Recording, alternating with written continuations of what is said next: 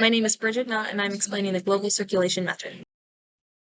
I'm going to be explaining the global circulation model. So I went ahead and labeled what is our Earth.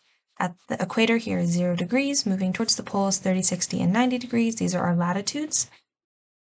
And we'll start with the Hadley cell. So as air heats up from the sun, the air rises, creating a low pressure system here. It then hits the troposphere and moves, because it has nowhere else to go. Some of this air turns into clouds, but as it cools, it moves back towards Earth, creating high pressure systems here at the 30-degree marks. And these become the Hadley cells.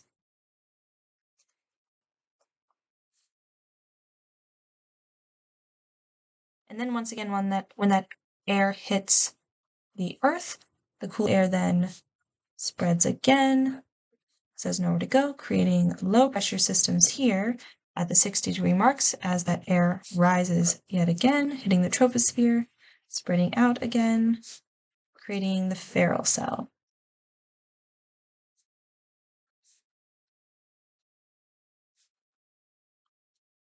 And right here is where cold and hot air mix.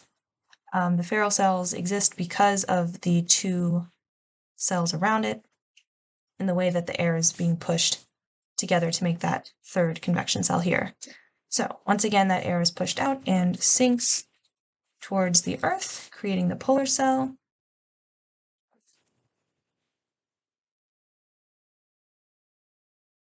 And this creates high pressure systems, poles, because that cool air is sinking.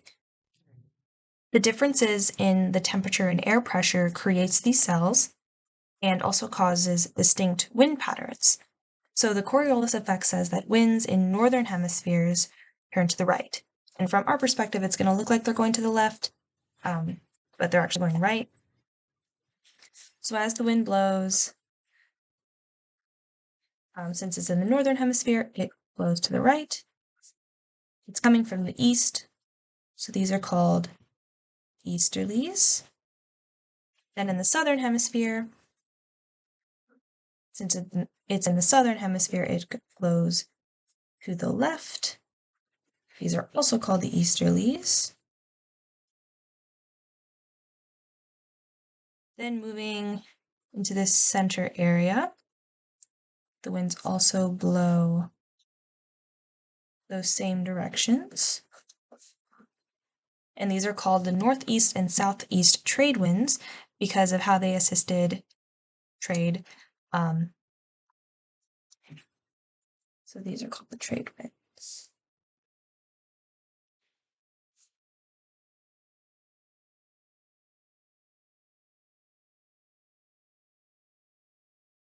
And now looking at the Ferrel cell, we can see which way the wind is being blown. So in this case, in the northern hemisphere, it's being blown north. And these winds are blowing north and are moving west to east, which is why they are called the prevailing westerlies.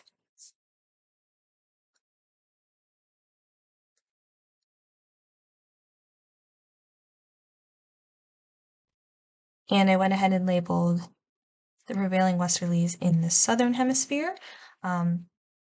And prevailing means to take over, and these winds take over this entire region.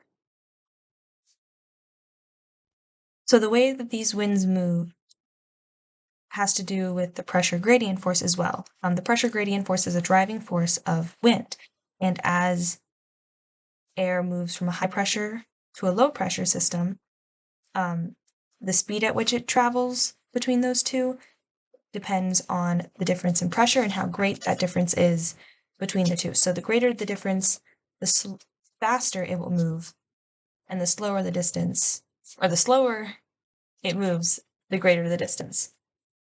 And the isobars, the farther they are apart, the weaker the wind is and the weaker the pressure gradient is. The isobars are closer together, it results in stronger winds and a strong pressure gradient. And then I went ahead and labeled the names of these pressure belts. So equatorial low, also called ITCZ.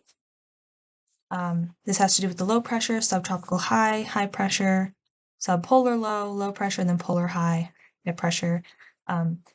Climates and weather in the equatorial low area tend to be more tropical, while as in the polars it tends to be colder. And then in these middles with the prevailing westies or westerlies and the subtropical highs, the weather tends to be a little bit more bipolar, like in the United Kingdom, because of this difference in the way the winds is moving and where the pressure sits.